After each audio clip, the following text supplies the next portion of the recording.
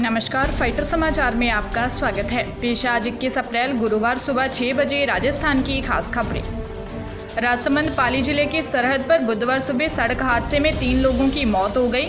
यात्रियों से भरी बस एक चट्टान से जा टकराई। इस दौरान वहां से निकल रहे दूसरे यात्री मदद के लिए जुटे और बस के शीशे तोड़कर लोगों को बाहर निकाला। करीब 35 यात्री घायल हो गए, जबकि पाली जिले के लापोद निवासी मालाराम ने दम तोड़ दिया। दूसरे मृतक के बारे में अभी कोई जानकारी नहीं मिल पाई है। हादसा देसूरी नाल के पंजाब मोड़ पर हुआ। प्राइवेट स्लीपर बस एमपी से पाली की तरफ जा रही थी। पंजाब मोड़ पर टर्न लेते समय अचानक बस अनियंत्रित हो गई और पहाड़ से टकरा गई। सूचना पर पहुंची पुलिस ने सभी घायलों को अस्पताल में भर्ती करवाया है। बस में बैठे यात्रियों ने पहले गढ़बोर्स में चारभुजा नाथ के मंगला दर्शन किए, फिर यहां से पाली की तरफ घूमने जा रहे थे। धौलपुर जिले के कंचनपुर थाना क्षेत्र में शादी समारोह में डीजे पर डांस के दौरान दुल्हा और दुल्हन पक्ष के लोगों में विवाद हो गया।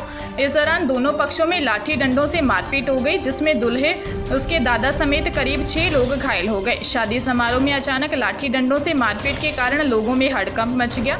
सूचना पर पुलिस मौके पर पहुंची और मामला शांत करवाया। इसके बाद पुलिस की सुरक्षा में शादी संपन्न करवाई। पुलिस ने घायलों को बाड़ी अस्पताल में भर्ती करवाया, जहां से 2 घायलों को गंभीर हालत में धौलपुर अस्पताल रेफर कर दिया। पुलिस ने बताया कि दुल्लीपुरा गांव में बाबूलाल की 2 बेटियों की शादी थी और कोलवा में डोरीलाल के 2 बेटों हरिंदर और प्रदीप की बारात आई थी। इस दौरान कुछ बाराती शराब के नशे में नाचने लगे तो वर और वधू पक्ष के लोगों में तू-तू मैं हो गई और दोनों पक्षों ने एक दूसरे पर लाठी से हमला कर दिया। रिपोर्ट मिलने के बाद आगे की कार्रवाई की जाएगी। शिक्षा विभाग से बड़ी खबर सामने आई है। बेरोजगार अभ्यर्थियों के लिए शिक्षा विभाग बड़ी खुशखबरी लाया है। शारीरिक शिक्षा प्रशिक्षण अनुदेशक ग्रेड 3 के 5126 पदों की वित्त विभाग ने स्वीकृति दी है। इससे बेरोजगार युवक शारीरिक शिक्षा प्रशिक्षण अनुदेशक ग्रेड 3 के लिए आवेदन कर सकेंगे। इसके आदेश संयुक्त शासन सचिव प्रवीण कुमार लखेरा ने जारी किए हैं। बेरोजगार संघ अध्यक्ष उपेन्द्र यादव ने मुख्यमंत्री गहलोत का आभार जताया है। पंजाब के लुधियाना के टिब्बा थाना क्षेत्र से बड़ी खबर सामने आई है। यहाँ झोपड़ी में आग लगने से एक ही परिवार के 7 लोग जिंदा जल गए।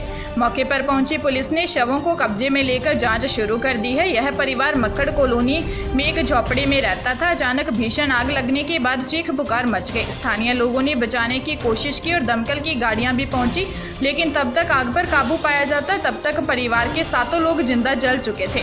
पुलिस ने बताया कि वे प्रवासी मजदूर थे और यहाँ टिब्बा रोड पर नगर पालिका कचरा डंप यार्ड के पास अपनी झोपड़ी में सो रहे थे।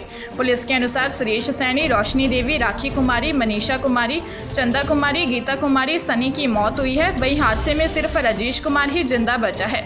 ये सभी बिहार के समस्तीपुर के रहने वाले थे। बांसवाड़ा में स्कूली छात्रा का किडनैप कर रेप करने के आरोपी को 14 साल की कठोर कारावास की सजा सुनाई गई है। पोक्सो कोर्ट की विशेष अदालत ने सुनवाई के दौरान आरोपी पर 1,31,000 का अर्थदंड भी लगाया है। कोर्ट ने सुनवाई के दौरान चोखला थाना कलेंजरा निवासी परमेश्वर उर्फ प्रवीण को दोषी मानते हुए 14 साल के कठोर कारावास और 1 लाख रुपए तथा धारा 342 में 6 माह साधारण कारावास व 1,000 रुपये अर्थदंड का फैसला सुनाया है। प्रकरण के अनुसार पीड़िता के दादा ने 7 अप्रैल 2019 को महिला थाने में एक रिपोर्ट दी थी, जिसमें बताया था कि उसकी पोती, जो कि गांव से दूर उसके पास शहर में रहकर पढ़ाई करती है, जो घर से स्कूल जाने के लिए निकली थी, जो वापस घर नहीं लौटी। आरोपी छात्रा का अपहरण कर उदयपुर ले गया, जहाँ उसके साथ दुष्कर्म किया। सुप्रीम कोर्ट ने उच्च अदालतों के मनमाने ढंग से जमानत देने के चलन पर नाराजगी जताते हुए कहा कि तर्क न्यायिक प्रणाली का जीवन रक्त है। बिना तर्क के जारी हो रहे जमानत आदेश समझ से परे हैं और यह प्रवृत्ति चिंतनीय है। शीर्ष अदालत ने इस टिप्पणी के साथ ही भतीजी से दुष्कर्म के आरोपी को राजस्थान हाईकोर्ट से मिली जमानत रद्द कर दी। सीजेआई एनवी रमन्ना और जस्टिस कृष्ण मुरारी की पीठ ने कहा, ऐसा चलन देखने को मिल रहा है जब जमानत के ऐसे आदेश पारित किए जा रहे हैं जिनमें अदालतें एक सामान्य अवलोकन करती हैं कि तथ्यों और परिस्थितियों पर विचार किया गया है, कोई विशिष्ट कारण इंगित नहीं किया जाता है। हैरत की बात है कि सुप्रीम कोर्ट में इस तरह की प्रथा को अस्वीकार करने वाले कई फैसलों के बावजूद यह स्थिति बरकरार है। पीठ सीकर की उस लड़की की अपील पर सुनवाई कर रही थी, जिसमें राजस्थान हाईकोर्ट से उसके चाचा को मिली जमानत को चुनौती दी गई थी। बीकानेर जिले के नयाशहर थाना क्षेत्र में बेरोजगारी के चलते एक युवक टेंशन में आ गया। टेंशन में युवक द्वारा फांसी लगाकर आत्महत्या कर लिए जाने की जानकारी सामने आई है। सूचना पर पहुंची पुलिस ने शव को अस्पताल की मोर्चरी में रखवाया है। पुलिस ने बताया कि मृतक के भाई उत्तम सिंह ने मर्ग दर्ज करवाई है कि उसका भाई महेश और उसकी पत्नी घर पर थे, जिसके थोड़ी देर बाद ही भाई की पत्नी का फोन आया कि महेश गेट नहीं खोल रहा है। वह घर पर पहुंचा और गेट खोलकर देखा तो पाया कि उसका भाई महेश ने चुन्नी से फंदा बनाकर फांसी लगा ली। पुलिस मामले की जांच कर रही है। भारतीय डाक विभाग भी अपना अब प्रारूप बदल रहा है। डाकघरों में पहले बैंकों की तर्ज पर काम शुरू किया गया।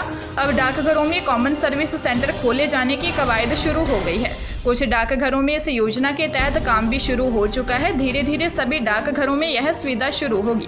डाक डिजिटल इंडिया मिशन के तहत आम लोगों तक ई सर्विस पहुंचाने के लिए भारतीय डाक विभाग ने इसकी शुरुआत की है। इसके लिए डाक कर्मियों को ट्रेनिंग दी जा रही है। ग्रामीण क्षेत्र के किसान, मजदूर व आम लोगों को केंद्र व राज्य सरकारों की योजनाओं का लाभ एक ही जगह मिल सकेगा। कॉमन सर्विस सेंटर की शुरुआत होने के बाद लोग प्रधान डाकघर में सिंगल विंडो में जन्म, मृत्यु, आय, जाति और मूल निवास प्रमाण पत्र, पैन कार्ड के लिए आवेदन कर सकेंगे। अलवर में 2 मिनी ट्रक में आमने सामने भिड़ंत के बाद 3 लोगों की मौके पर ही मौत हो गई, जबकि 4 घायल हो गए।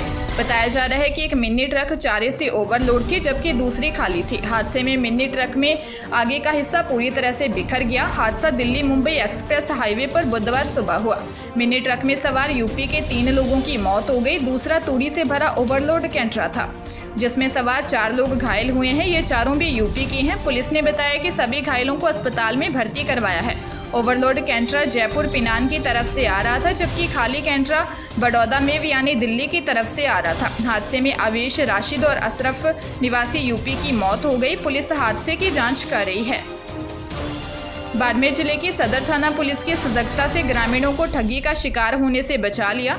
मिली जानकारी के अनुसार 2 लोग नकली धातु को सोना बताकर गांव में बेचने का प्रयास कर रहे थे। सूचना पर पहुंची पुलिस ने दोनों आरोपियों को दुगेरों का तला गांव में पकड़ लिया। पुलिस ने बताया कि आरोपी करीब 4 किलो सोने जैसे धातु लेकर घूम रहे थे और ग्रामीणों से ठगी करने का प्रयास कर रहे थे। इसकी सूचना गालाबेरी गांव के लोगों ने पुलिस को दी। पुलिस ने तुरंत कार्रवाई करते हुए दोनों को हिरासत में ले लिया।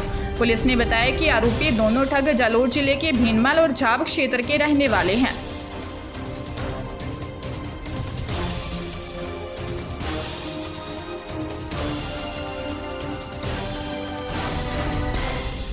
ताजा तरीन खबरों के लिए फाइटर न्यूज को सब्सक्राइब करें और बेल आइकन को प्रेस करें ताकि नई न्यूज अपडेट होते ही आपके फोन की घंटी बज जाए।